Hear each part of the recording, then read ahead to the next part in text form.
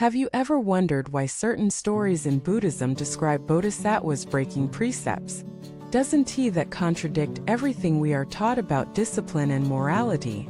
And if breaking a precept is wrong, why are there passages where enlightened beings seem to do just that? Welcome back to the channel. Today we will journey into one of the most subtle and often misunderstood aspects of Buddhist practice, the role of precepts, and why sometimes in the vast compassion of the Mahayana path, bodhisattvas may appear to break them. We'll discover that this isn't about carelessness, nor rebellion. It's about something far deeper, the union of wisdom and compassion that transcends rigid moralism, while still embodying the deepest truth. Let us start with the paradox. The precepts are the foundation of Buddhist life. They are the guiding lights that prevent us from harming ourselves and others. And yet, the scriptures tell us that in some cases, bodhisattvas have broken them not out of weakness, but out of compassion. How can this be? How can breaking a vow ever be virtuous? To understand, we must first look at what precepts really are. They are not commandments handed down to control. They are skillful means, tools that help us tame the wild horse of our mind.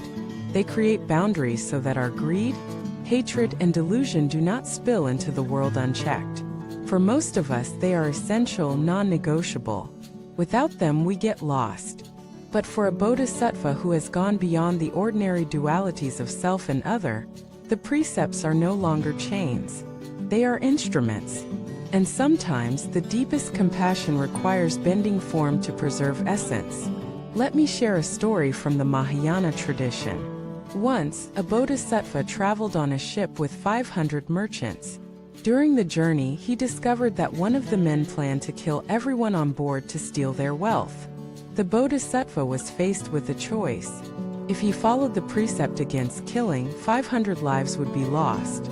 If he acted against the precept, one man would die, but 500 would live. After deep contemplation, the bodhisattva chose to kill the would-be murderer. But here's the crucial part: he did it not from anger, not from self-interest, but from pure compassion. He wept as he acted, praying that the man's karma would be lighter for having been stopped. He was even willing to take on the karmic consequence himself, out of love for both the merchants and the murderer. This is the essence of a bodhisattva's vow, the willingness to endure suffering for the sake of others' liberation. But notice the difference. When an ordinary person breaks a precept, it is almost always for personal gain, for desire, pride, or fear. When a bodhisattva does so, it is never about self. It is always about the whole. And it is never careless. It is born from a wisdom that sees the long arc of karma, and a compassion that holds nothing back. This is why the scriptures sometimes describe bodhisattvas breaking precepts. It is not an encouragement for us to imitate recklessly. Quite the opposite. It is a reminder of how high the standard of compassion truly is. The danger is that ego will hijack this teaching. Many people hear it and think, then I too can bend the rules when it suits me. But this is delusion. Unless your mind is free of self-interest, breaking precepts only deepens your bondage. That's why for most of us, the safest path is to keep the precepts as firmly as possible. They are not there to limit us, but to liberate us. Only when wisdom and compassion are perfected can rules be transcended without harm. Another story.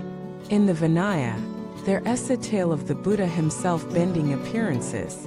Once, a disciple was gravely ill, and the Buddha personally cleaned him, even though by monastic rule, this was considered unfit for a teacher.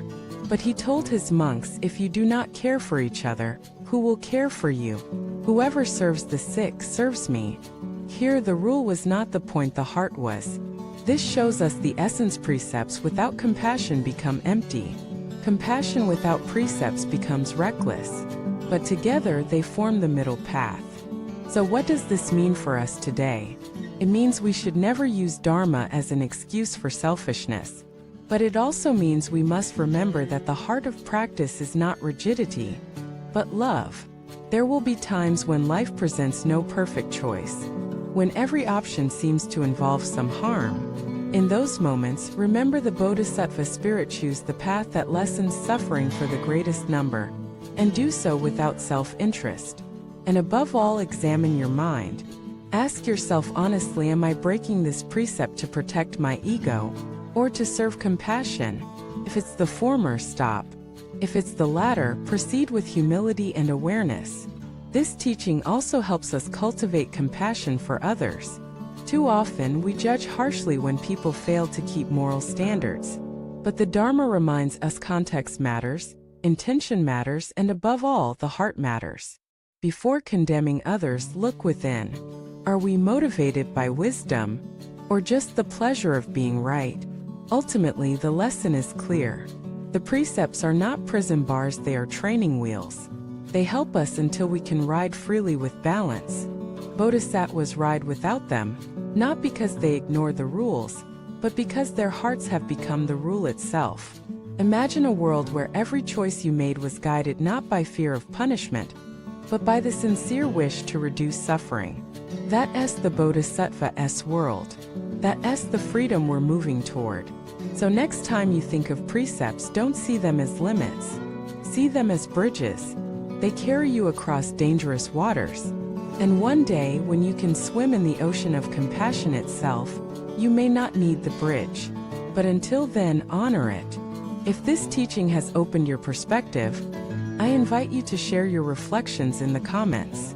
Have you ever faced a choice where every option seemed imperfect? How did you decide? Did compassion guide you or fear?